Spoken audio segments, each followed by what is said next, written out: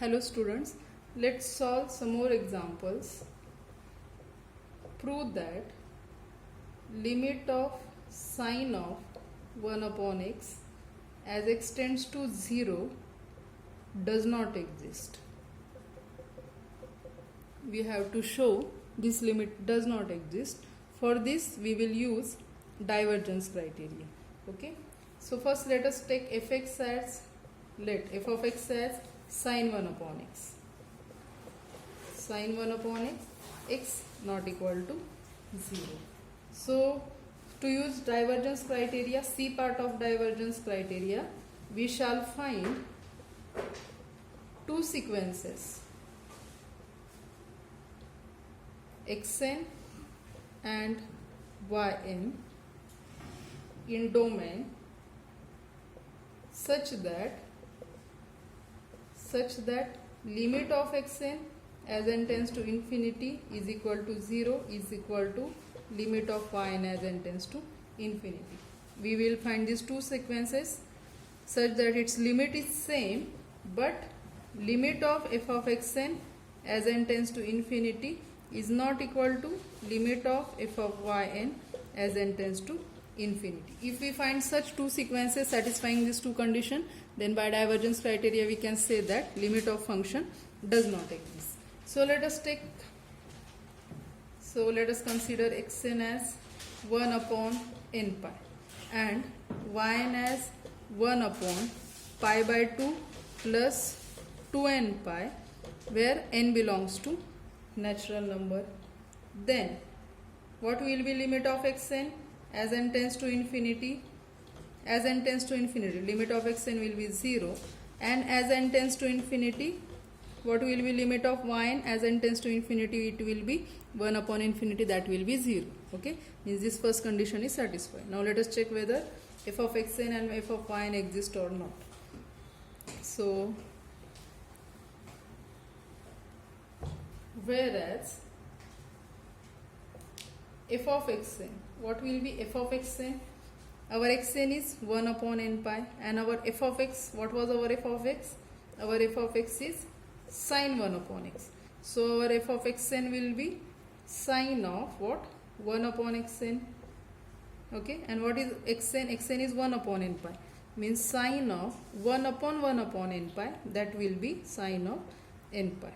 This is our f of xn. What is its value? Sine of n pi is 0 for all n, we know that. Therefore means f of xn is 0, it is 0 for every n. Therefore limit of f of xn as n tends to infinity will be 0. And what about f of yn? F of yn is sine of 1 upon yn, that is sine of yn is 1 upon pi by 2 plus 2n pi, means 1 upon pi by 2 plus 2n pi, that will be pi by 2 plus 2n pi, and we know that its value is 1 for each n. Therefore what will be limit of f of yn? Therefore limit of f of yn as n tends to infinity, it will be 1, means limit of f of xn is 0, its limit is 1, means limit of both the sequences is not equal. So we can write thus limit of f of xn as n tends to infinity is not equal to limit of f of yn as n tends to infinity. What this implies? This implies limit of sine of 1 upon x as n tends to infinity, limit of sine of 1 upon x as x tends to 0 does not exist. Okay, this is solution of example. Let us prove the next theorem. Let A is a subset of R. Let f is a function from A to R and g is a function from A to R. F and g are two functions from A to R. Be functions. Let C belongs to R be a cluster point of A. Okay, C is a cluster point of A, and let K belongs to R. K is any real number. Again, what is given? Further, limit of fx as x tends to C is L, and limit of gx as x tends to C is equal to M. Limits of both of these functions are given. It is L and M. Then first is limit of fx plus minus gx as x tends to C, that will be L plus minus M.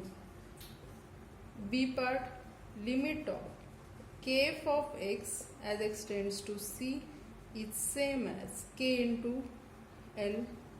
C is limit of f into g of x as x tends to C is equal to limit of f as x tends to C into limit of g as x tends to C, which is equal to L into M. And last, D is limit of f upon g of x as x tends to C, that will be limit of fx as x tends to C upon limit of gx as x tends to C, which is equal to L upon M. Provided, what we need here, provided limit of gx as x tends to C is equal to M, which not equal to 0. Okay, M should not be equal to 0. Now let us prove this theorem. Let us prove the statements one by one. So first let us prove limit of fx plus minus gx as x tends to C is equal to L plus minus M. So first proof of part A. So what is given? Limit of fx as x tends to C is equal to L, and limit of gx as x tends to C is equal to M. It is given. Therefore, by definition, for epsilon greater than 0 there exists delta 1 greater than 0, there exists delta 2 greater than 0, such that what? By definition of limit, if x belongs to A, 0 less than mod of x minus C less than delta 1, then mod of fx minus L less than epsilon by 2.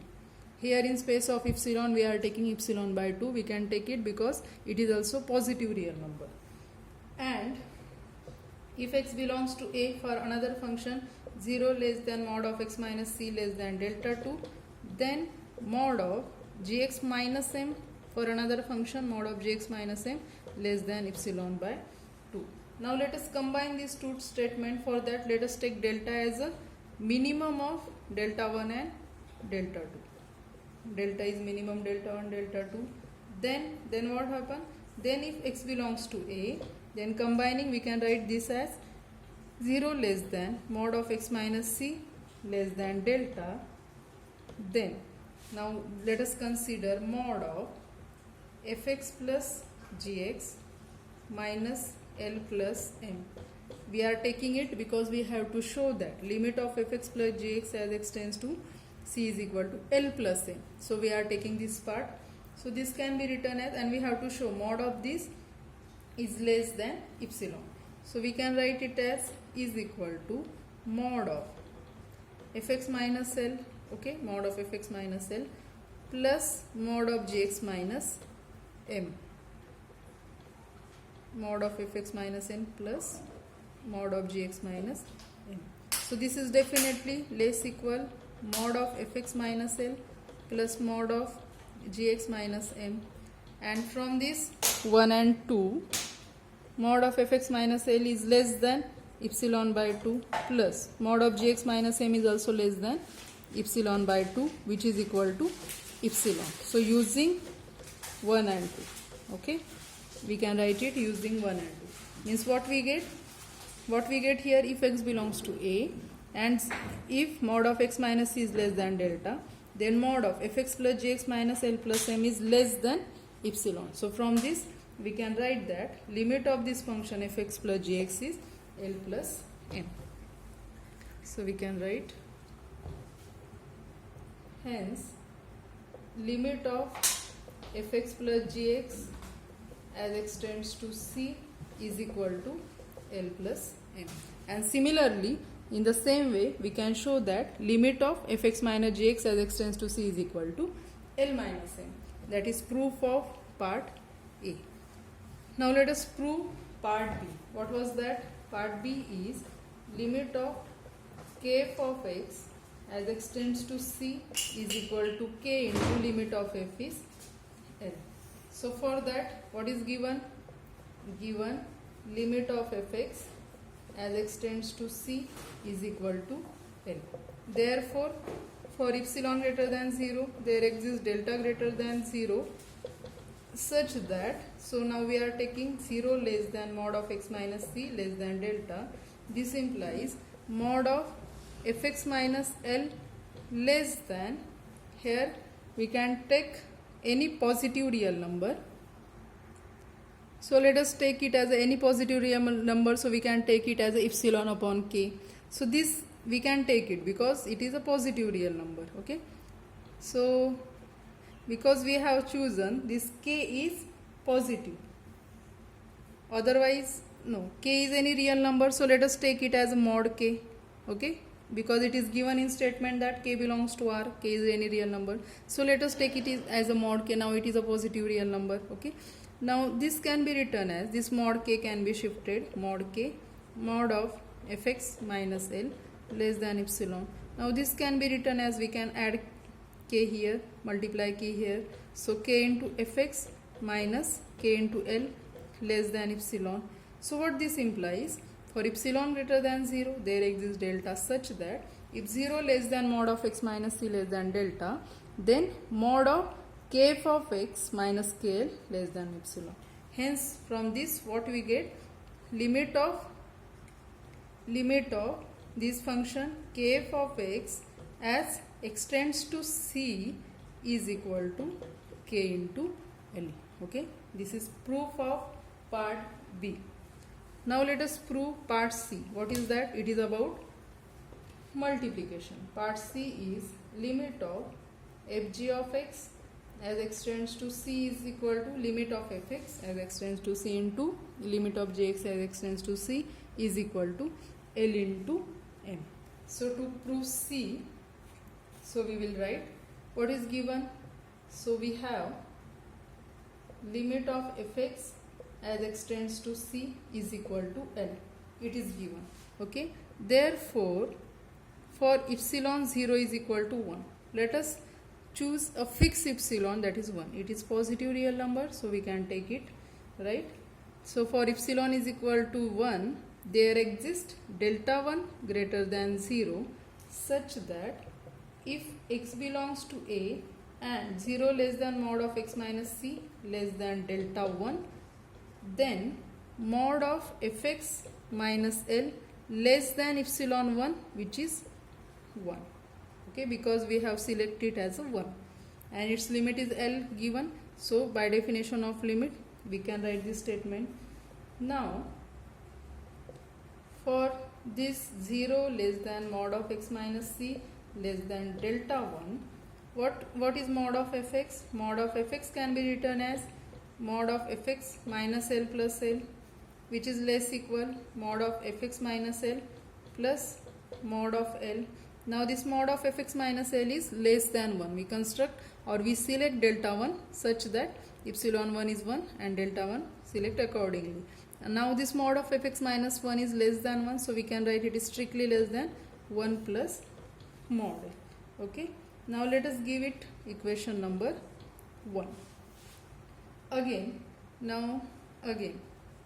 as limit of fx as x tends to c is equal to L and limit of gx as x tends to c is equal to m. Now as this both limits are given, so for epsilon greater than 0, there exists delta 1 greater than 0, there exists delta 2 greater than 0 such that, now let us write down the statements for by definition of limit for both of these functions, such that if x belongs to A, 0 less than mod of x minus c less than delta 2, because we have taken delta 1, sorry, here we must take delta 2 and delta 3 because in equation 1 here already we have used delta 1. So if x belongs to a 0 less than mod of x minus c less than delta 2, then mod of fx minus L less than epsilon upon 2 mod m. We can select this.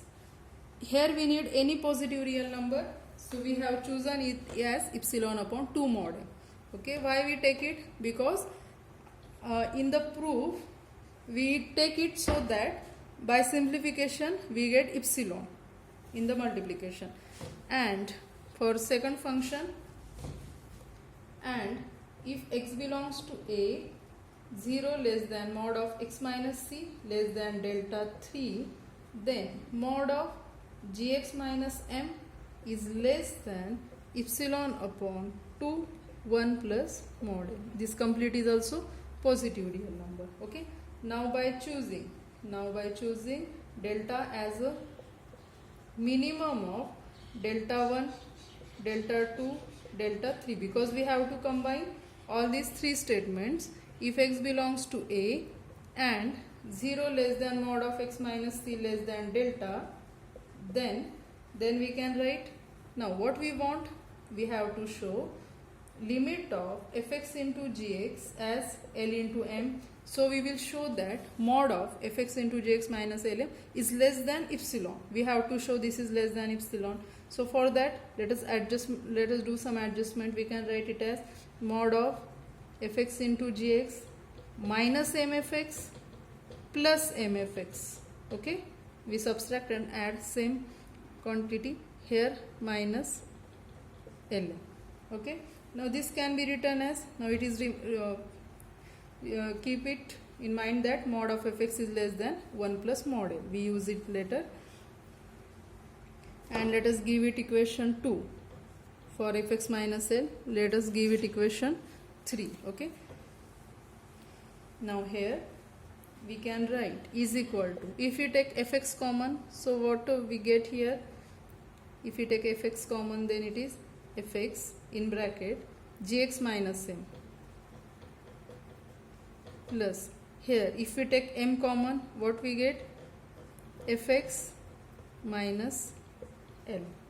Now this is less equal what, mod fx mod of gx minus m plus mod m mod of fx minus L.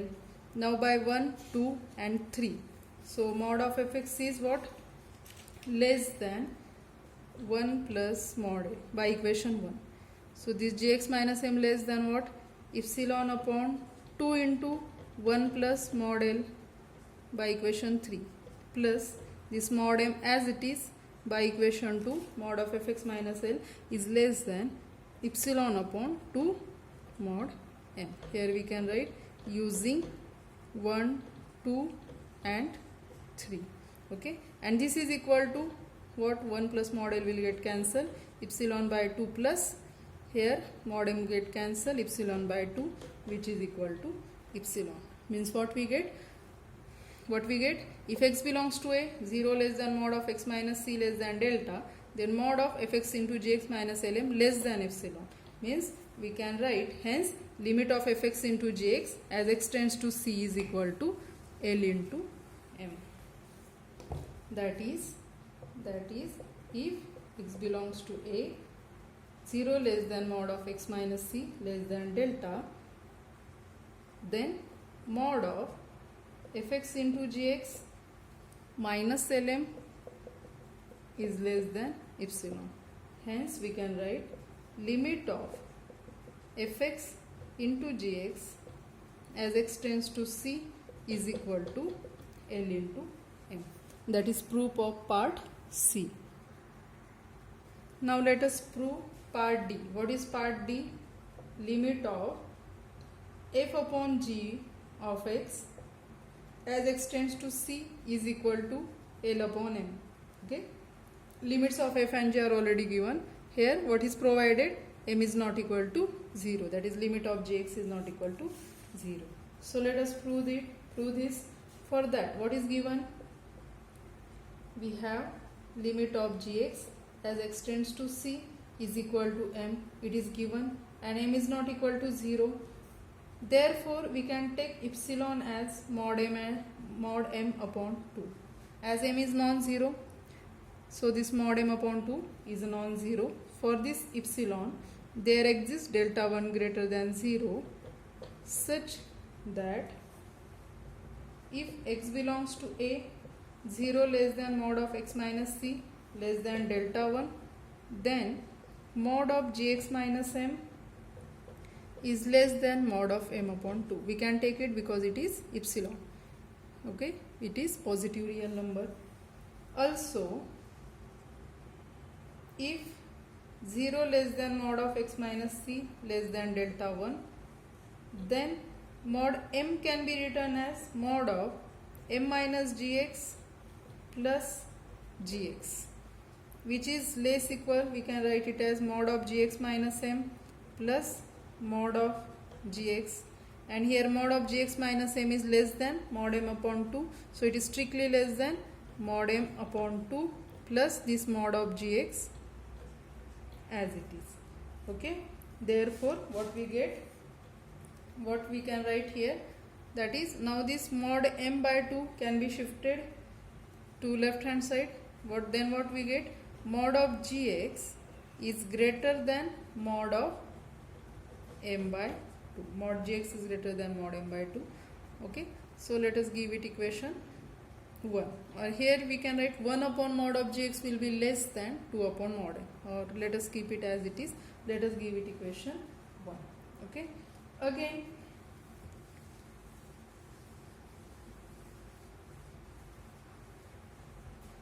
so again, as limit of fx as x tends to c is equal to L, and limit of gx as x tends to c is equal to m. For epsilon greater than 0, there exists delta 2 greater than 0 and delta 3 greater than 0, such that if x belongs to a, 0 less than mod of x minus c less than delta 2, then mod of f of x minus L is less than, we take it m square epsilon upon 4 into mod m plus mod L. We are taking it because we, at the time of last statement, we want mod of f upon g minus L upon m less than epsilon, so it get cancelled after that, so we are taking it like this. And for another function, and if x belongs to a, 0 less than mod of x minus c less than delta 3, then mod of gx minus m less than m square epsilon upon 4 into mod m plus mod L. Okay, now let us combine these three statements for delta 1, delta 2 and delta 3. So by choosing delta is equal to minimum of delta 1, delta 2, delta 3 if x belongs to a and 0 less than mod of x minus c less than delta, then now we have to prove limit of mod of fx upon gx is L upon m. Therefore we are taking then fx upon gx minus L upon m. Now it can be written as mod of m into fx minus L into gx upon m into gx, okay, by cross multiplication. Now this can be written as mod of mfx as it is minus lm minus this L into gx plus L into m. What we have done here, we subtract lm, add lm upon this m into gx, okay. Now which is equal to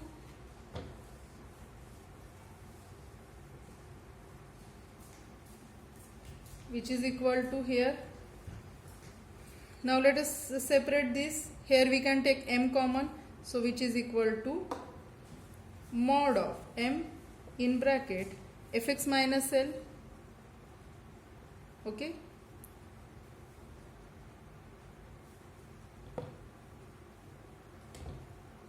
m common, mod of fx minus L, minus, we can take L common, minus L in bracket gx minus m, gx minus m, this mod upon here mod m into mod gx. So now here let us separate this modulus which is less equal. We can write it is less equal mod m, again mod of fx minus L, okay, plus mod L. We can interchange these two statements, or we can interchange, so we can multiply by minus 1 plus mod L here, plus mod of gx minus m upon this mod m. Now in equation 1, what was mod of gx? Mod of gx was greater than mod m upon 2, okay. So 1 upon this mod of gx will be less than what? 2 upon mod m, okay. So 1 upon this mod of gx is less than here 2 upon mod m, or we can write it as here 1/2 into mod m. In place of writing here, we are writing here 1/2 mod m, okay. And what is our left hand side? Mod of fx upon gx minus L upon m. This is our left hand side, alright. Now it is strictly less equal. Now it is mod m, or we are taking it m square, okay. So it will be 1/2 m square. So write down that 2 here and that m square here, okay. This 2 mod m m square here. Now we are adding, this is mod m as it is, we are adding mod L here, so definitely this will be greater equal, and this mod of fx minus L as it is, plus same this 2 here upon m square here, we are adding mod m into this mod L, so mod m plus mod L, we are adding some additional number, so this number is definitely less equal this number, and this mod of here in multiplication mod of gx minus m, I am writing here, so in multiplication mod of gx minus m. Now this is strictly less than. Now mod of fx minus L is less than something, mod of gx minus m is less than something, so replace those values. This bracket is as it is, 2 mod of m plus mod L upon m square, this is less than m square epsilon upon 4 mod m plus mod L, plus this 2, this bracket as it is, gx minus m less than m square epsilon upon 4 into mod m plus mod L. So what will happen? M square mod m plus mod L, mod m plus mod L will get cancelled. This 2 here will be only 2, so this is equal to epsilon by 2 here, plus here also m square 2 here also epsilon by 2, which is equal to epsilon. So what we get? Mod of fx minus gx minus L upon m is strictly less than epsilon.